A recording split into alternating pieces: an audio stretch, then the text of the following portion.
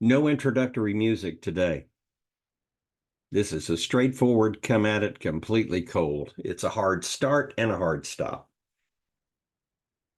What's the subject today, you might ask yourself, for those of you that have visited with me and been a part of my community? It's about what are you going to do in 2024?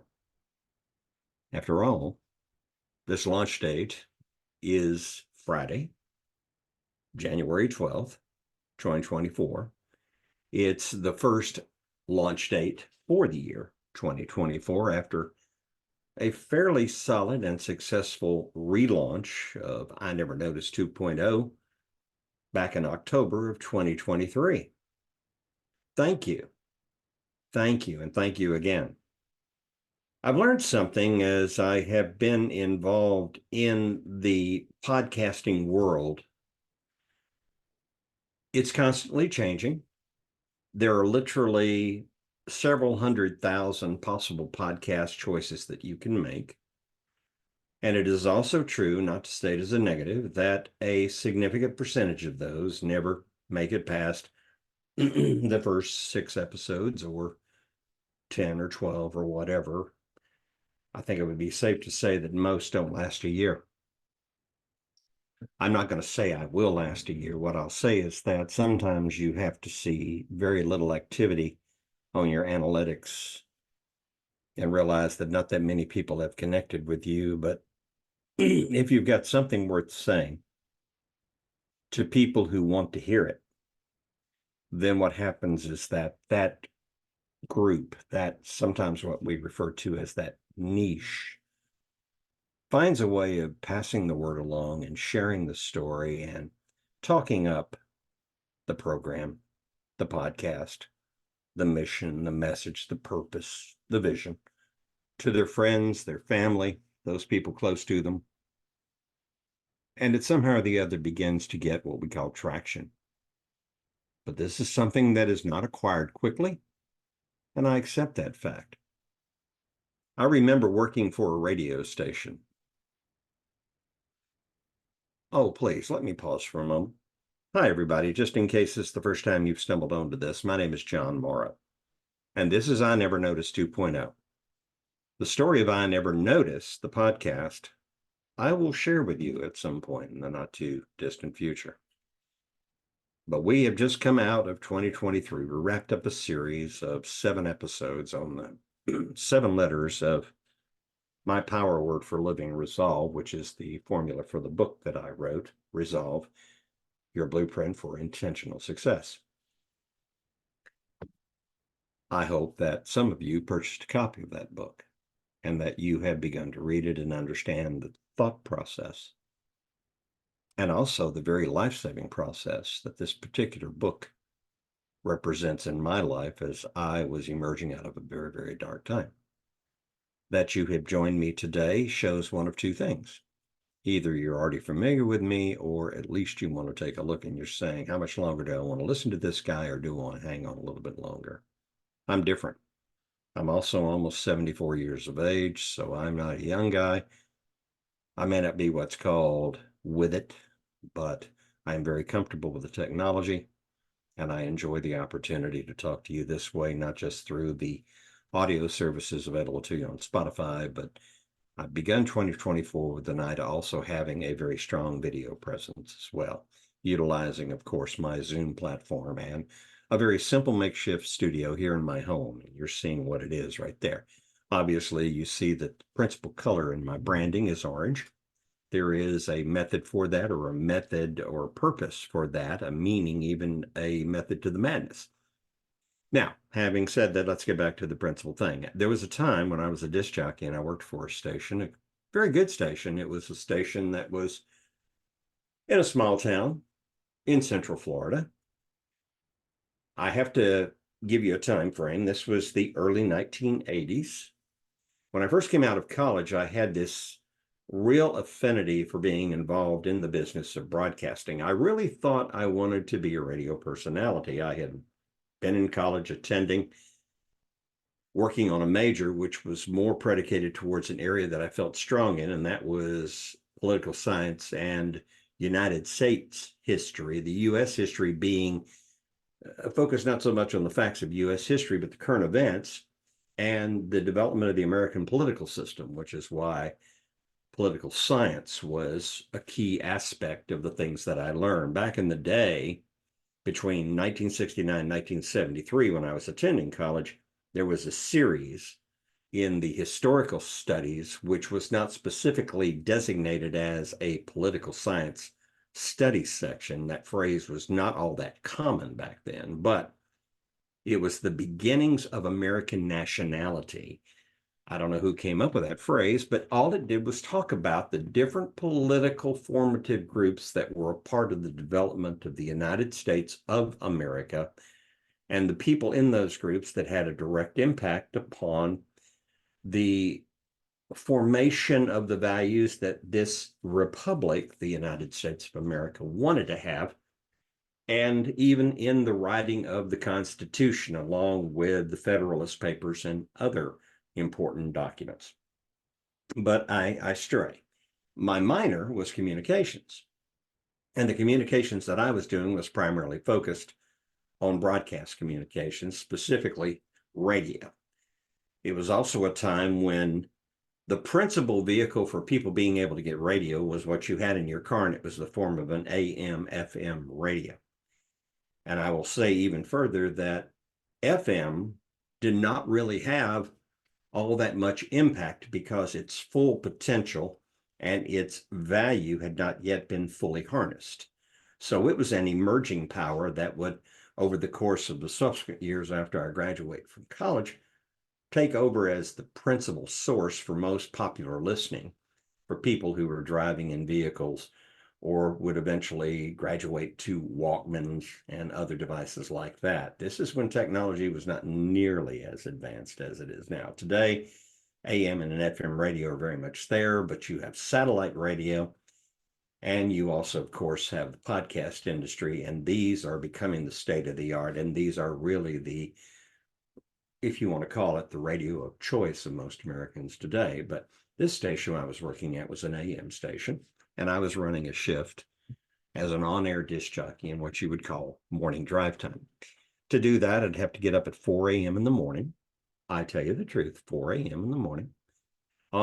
Drive in the dark no matter what, and sometimes those drives in the dark on the interstate highway, that 11 miles from my house to the location of the studios, would be a very, very sometimes spooky drive because depending upon weather conditions in Florida at that particular time, and it was Central Florida, you might run into fog, you might run into a storm, or you might have perfectly clear weather, or any one of a number of variables.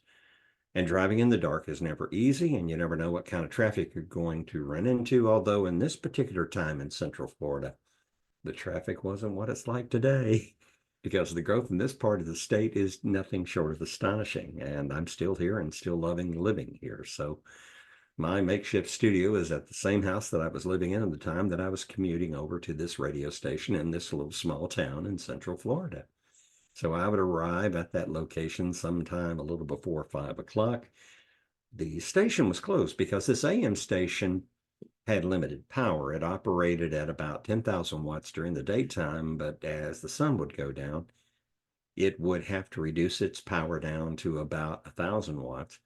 And then they would usually just sign off at a particular time and then sign back on in the morning at 5 a.m. My job was to go in there, turn on the lights if there needed to be warmth, turn on the heat if there needed to be AC, turn on the AC, go in, get the studio fired up, fire up the transmitter, then get everything together. I would have a log which had an entire agenda set up for me to run. I had a playlist of songs that I knew I would have to play, and on the traffic report there were commercials that I would have to run, and they would be in these specific places, these places where you would break in for announcements, for commercials, for special breaks, for a few moments of levity if you wanted to, and even for something like a weather report or a traffic report. These were called stop sets. And these stop sets were what I had to manage, and I was a disc jockey. And that term is more than just the disc, which is the vinyl that we were playing, which was the 45 RPMs and the 33 and a third LP long playing vinyls. There was also the fact that I had to jockey the board as far as those stop sets, announcements, segues, public service announcements, and any unexpected surprises, and even breaking news. This was all part of the system of being a disc jockey. But one day, I don't remember just when, I began to wonder how many people are actually listening to me. In other words, what is the demographic audience? And there was a measuring service. It's called Arbitron. And Arbitron would do regular studies, surveys, and contacts with people in the general listener area where the station had its effect to establish where the station was in terms of its position of listenership on average. These particular numbers were important more for advertising reasons than anything else, because radio stations survived by selling advertising space to companies that wanted to buy time. Certain companies bought time because it was a local station and they wanted to cater to that local audience. And this particular radio station was the only one in town. But this town was also influenced by radio stations in a major market that was just about 15 miles to the west of it. And that market was a very large radio market with a much higher rate for its prices and a far more competitive environment, because there was just a plethora of radio stations, both AM and over time, additionally, FM. But in this particular town, it was just an AM radio station with a good little location on the amplitude modulation AM dial. And we were a station that also had a specific music niche, and that niche was primarily country and western. That was what it was called, country western. Ours was a tad bit more on the classic country side. You would hear a lot of the older country western. I even had songs in the library that I played that were popular in the 1950s and the 1960s. So these were records that I was playing that were listened by country and western purists going back to the early days of country and western. Getting back to the story of where do I sit in relationship to other stations as to people listening to me, because I'd signed the station on at 5 a.m. And for the first hour, we actually ran a satellite delivered news broadcast show that would run fully on its own. And it was really what I would say, a type of individual who was early form of talk show. He would talk about generally the events of the day, or what was going on the world scene, or what was going on across the community. But it was a satellite delivered program that really could be heard and used at any station in any part of the continental United States, because it did have a specific geographical impact. Let me take a sip of my coffee. Oh, by the way, did I show you I never noticed cup in my picture? Shameless self-promotion on my part here. And thank you if you're still with me. But then, beginning promptly at 6 o'clock, our station would then take over with the 6 until 10 drive time segment. This was the most important time of the day. During that 4-hour period, my job was to be an entertainment force, an informative force, and to play the songs that were our niche and that our audience enjoyed and listened to. I did this every day. I lost sleep, got in bed late, came home tired, but I did it because there was a part of me that just loved the idea that I am the host of the show. I am the personality. But when I looked at those Arbitron numbers, and I looked at how you break them down as to at any particular time, how many people were physically tuned into your radio station, I was just incredibly disappointed. I suddenly began to realize that not that many people were listening to me. Certainly there were no people in the station watching me. Radio was a very, very enclosed environment. The Station had its staff, its engineers, its news department, all of those people. And every now and then there would be folks that would come through and move into the studio directly through the double glass panes that were in front of me that were for soundproofing. And they might wave and say hi. And between 9 and 11 o'clock, there was a newsman who would come in and he would read the latest local news and some national news items of sort. And that was part of a contributing process. But generally speaking, I was there by myself, imagining that there was an audience out there of what, thousands of people? Maybe at one time. But when I saw the Arbitrum numbers, I began to realize there aren't that many people listening to me. There aren't that many people that really are all that concerned about who I am. And frankly, most of them are listening for the music and not for me. I got over myself. Interesting. As I've grown older, one of the things that life will do to you, if you'll let it, is to put you in your place. You'll suddenly find out, as it's often been said, you're not all that. And that's happened to me on many, many of an occasion. Simply speaking, I'm just not all that. Now, I'm not being self-negative, and this is not negative self-talk. As a matter of fact, negative self-talk is really not what I'm here for. What I am here for is to talk to you about your self-image and the reality of your self-image and where your desire to become something that is more relevant in the world that you live in can possibly be achieved. I left radio in 1985. I never looked back. I'm thankful for the experience. What you hear today is the voice of a guy who was born and raised in Chattanooga, Tennessee. And I assure you that if and when and in the times that I do travel up to North Georgia, Southeast Tennessee, and Northeast Alabama, that tri-state area around that great city that we call Chattanooga, Tennessee, where Lookout Mountain and Chickamauga Battlefield are, as well as the nationally famous Tennessee Aquarium.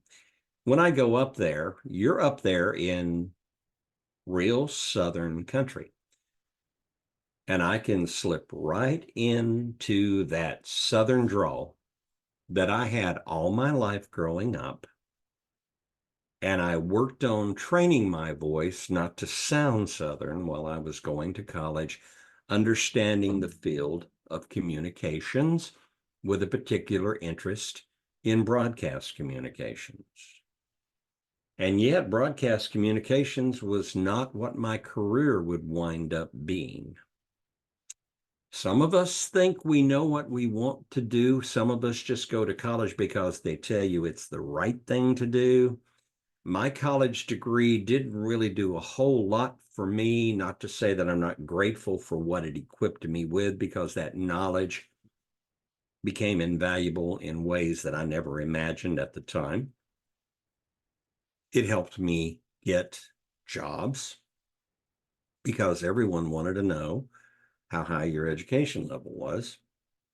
And it was a time when companies were willing to pay a lot more money for folks who had college degrees than for folks who had a high school diploma. And for those folks who never graduated, yet needed a job, and they would hire them because they had enough sense to learn a specific job and do it. In this world that we live in today, you've heard the stories, you know the background, you are very much attuned and aware of the fact that people graduate from college with specific skills and are looking to become a force to be dealt with and to have an impact. And the job market is very fickle. And just because you have this specific skill set, sometimes you may be just as smart as a whip when it comes to making practical, objective decisions. But if somebody has a higher GPA than you and graduates with honors, and I'm not discounting or marginalizing those individuals, they'll get the job, but from an emotional and social point of view, they're not as well equipped for that job as you may be with a lower GPA, because the measurement is skewed in such a way, and it's unfortunate that you have to have a total picture, and a lot of companies don't have time to look at the total picture, because to get a total picture of the quality and the capability and the potential of the person that's being hired, you have to have a very, very effective and powerful conversation.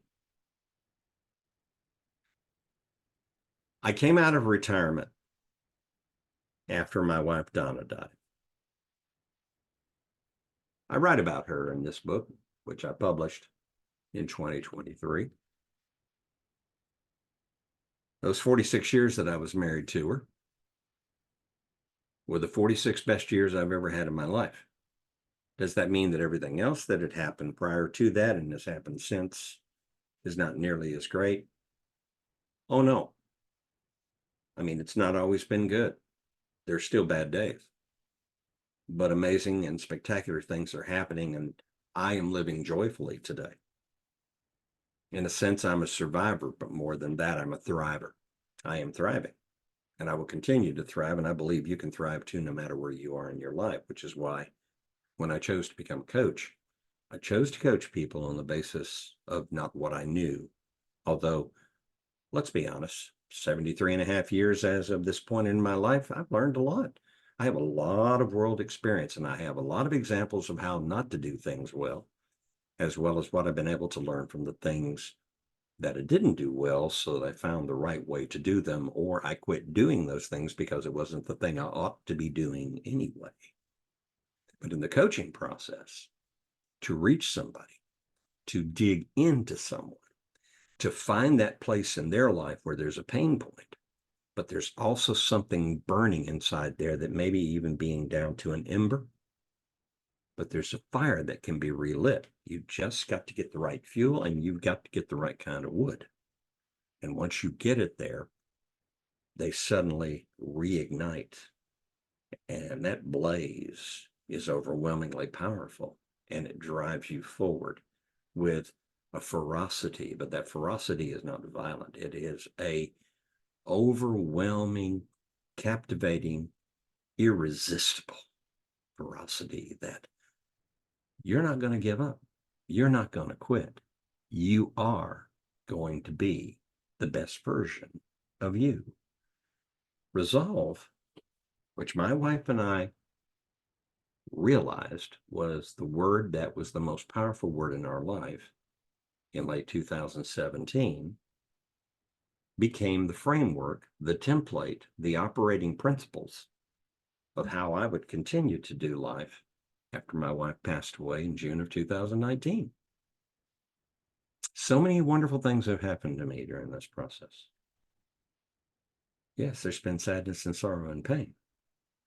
But I discovered that I've reached the point now where I want to keep learning, and I love to learn. And I'm reading, and I'm finding more people to talk to, because I believe in networking and making communications. I am not an introvert, and I will not go into hiding. I'm not become a recluse. I will get with people and develop relationships.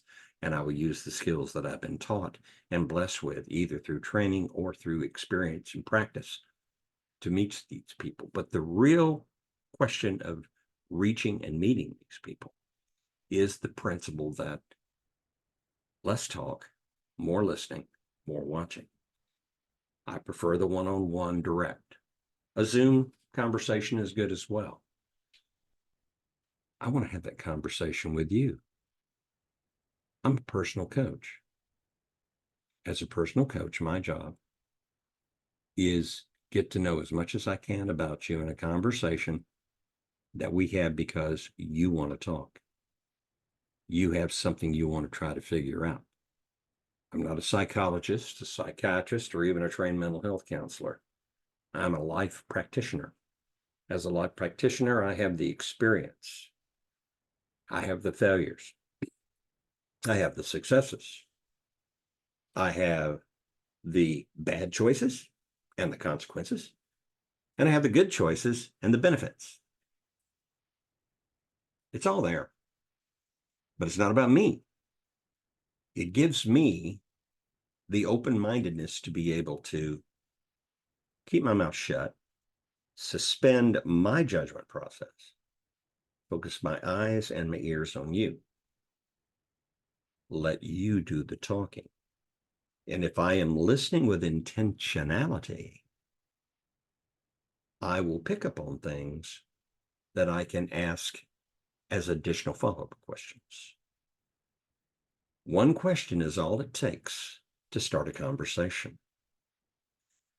And that conversation can be a powerful conversation if you make it clear your first and only priority in this process is to learn as much as you can about what makes the person in front of you tick, that you care enough to know what matters to them.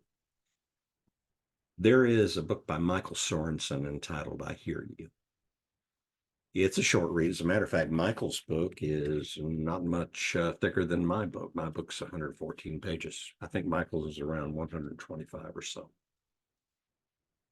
Very, very straightforward, candid, matter-of-fact book. And I think Michael actually also did the narration of his book because I listened to it first on Audible, and then I bought myself a personal copy of it. I've shared this book with a lot of people and told them, if you want to get a book that will begin to help you transform your life and change the relationships you have with people, you need to begin to realize that there is a different way you have to approach relationship building. Yes, phone calls are great. Facebook Messenger is good. A lot of people don't want to have their faces on the screen. I'll be honest with you. I like FaceTime. There's something going on here that needs to also be seen in conjunction with what we're hearing coming out of here. So really, for me, this is the approach that I have when I'm having a conversation with someone to find out, number one, and I'm always coaching, even in the sessions that I do with no cost attached.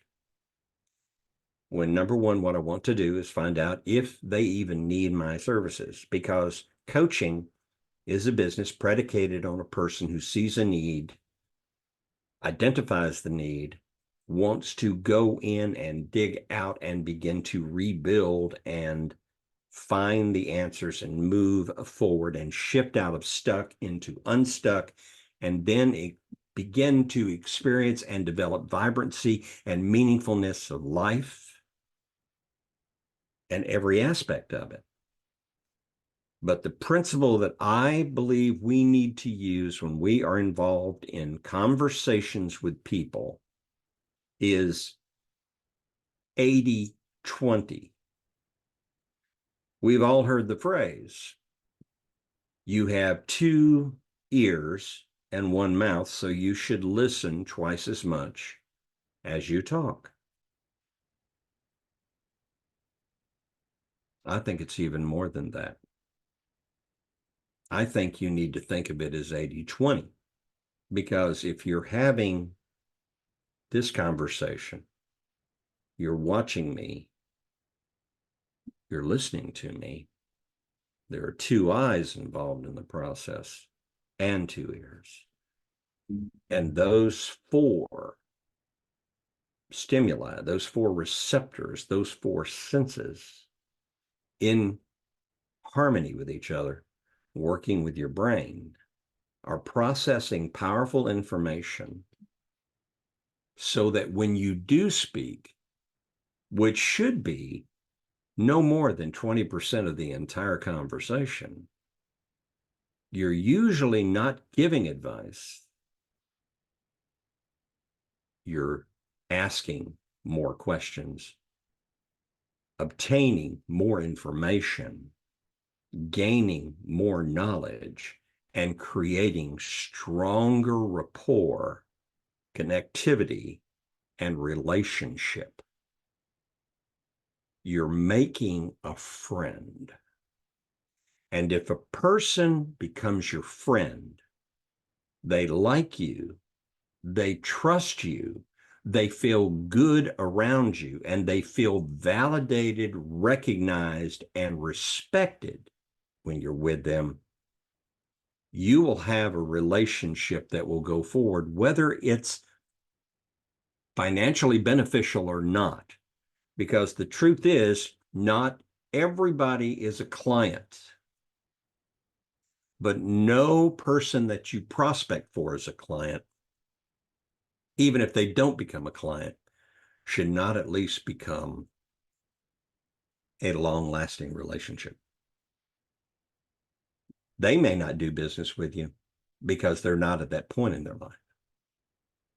But I'll promise you this, if you treated them right, if you respected them, and if you heard them and validated them as having a right to feel the way they do and to have a right to want to be something more than they are and to be treated like something better than they're being treated, they will remember you when others come to them and they'll say, I've got a friend, you need to talk to him. Or I've got this friend, you need to talk to her. This is a lesson that wasn't learned instantaneously. It was learned through trial and error.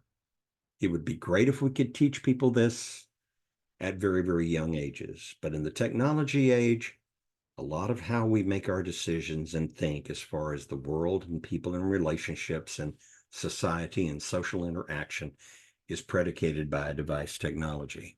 Something like this, for example. I have one. I use it. I get my face in front of it a lot. But at the end of the day, my business is communications with you, building a powerful relationship. I'm John Morrow. I'm a coach. I'm a personal coach. I could be your coach, but that's not my decision to make. That's your decision to make if we have that conversation. I will also be here in the podcast to talk with you. And I hope through the process, as my podcast hopefully grows and gains traction, and I have followers who are actually watching and listening, that I will start getting that kind of feedback. And I realize feedback can set yourself up for some hard hits, because I've learned that there are people out there that'll think, John, you're just full of bull. Thank you for at least watching and saying something to me. But if someone sees something beneficial or sees an opportunity through me, maybe for me to bring out something that needs to be talked about, I welcome those as well. Feedback is not designed to hurt me. Feedback is designed to make me better. Just as if I'm going to be better, I have to be talking about the things that matter to you. And there's a lot of things in my life that have made a significant difference in my life. So if there's something that's happened to me that I can cast towards you that will help you, wonderful. And if something about my marketing style attracts you to want to reach out to me and make direct connect, let's do it. Because the opportunity for us to have a conversation can begin with something as simple as make a phone call, set up a Zoom appointment, or if you're in my general geographical area, we'll come and get together, sit down, have that powerful conversation over a cup of coffee, over a bite to eat, a sandwich, or quietly at a table in a park, enjoying incredibly great weather, hopefully. Now for the advertising part of things. If you're interested in a copy of my book, Resolve, Your Blueprint for Intentional Success, it's available on Amazon. The paperback version of it is $14.99, and there is also an ebook available as well if you want to load it onto a Kindle, onto a Fire tablet, or onto your device. I happen to have Kindle on my Samsung tablet. That is my book. If you want to subscribe to this program right now, there's no cost to be a part of it. I want you to follow me, but please let me know, because I do ask a survey what you think about the program, and that survey is always at the end of the podcast. Also, the podcast up to this point has been done entirely on audio, but now we are into the phase beginning with this episode today, where I'm going to be putting it up as a audio video, utilizing my Zoom screen capabilities and my equipment that I have here in my own home personal studio. I would appreciate your feedback through Spotify. That's where you'll find me under I Never Noticed 2.0. That's the podcasting site that I use. If you're interested in reaching out to me through my website is inevernoticed.com. inevernoticed.com. And my email address is john@inevernoticed.com. I also have a personal Facebook page under John Morrow, DTM. DTM, for people who know Toastmasters, is Distinguished Toastmaster. I also have an I Never Notice Facebook page, and I have a John Morrow DTM LinkedIn page. That's where I have my connectivity. If you live in the greater Central Florida area, I'm very easy to find and reach. If you live in Orlando, if you live in Kissimmee, if you live in Haines City, Davenport, Plant City, Tampa, St. Petersburg, down to Sebring, up to the Claremont and even Ocala areas, I'm right here in Central Florida. And those are areas that I'm not afraid to travel to. I'm a professional speaker, so I would welcome the opportunity to come to and talk to your group. And you tell me what it is you need me to talk about based upon my niche, which is to help people who feel stuck find a way to get unstuck and shift into a more vibrant and meaningful life. But if you just want to have this is something I would cherish. We may only talk to each other in this type of a situation one time, because three things happen potentially. Well, they don't all happen at the same time. One of three things will happen. When I have that powerful conversation, you'll either say, thanks, but this is not for me.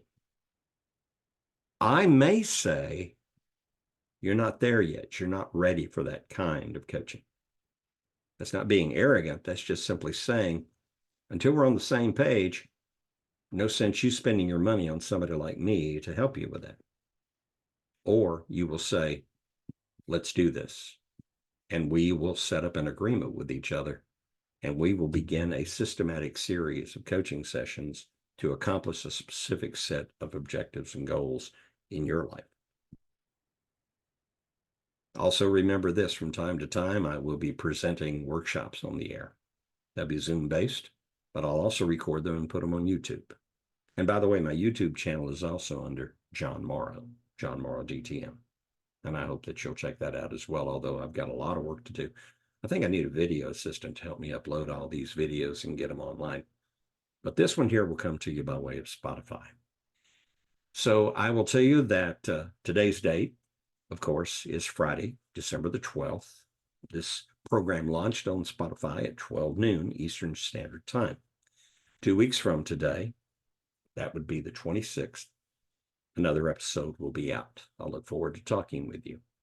I do not yet know what the episode will be about, but I'm sure it will be about the thing that I have been talking about here in the laying of the foundations and the groundwork. And perhaps maybe some of you will have communicated with me and said, can you talk about this? And can you bring this up? And from time to time, as we go forward, and as I'm able to make connectivity with more people, I'll have guests join me. And we'll dig into some important factors that are part of this whole life process. But the most important thing that I want to stress, and I can't stress it enough, if you will buy a copy of this book, I am convinced this will be a great starting point for you to begin to build a successful, forward, proactive life. It worked for me. And in truth, after my wife died, it literally saved my life. I'm not asking you to go that far with it. What I'm trying to tell you is that best practices can make you the best version of yourself. But you have to do the work.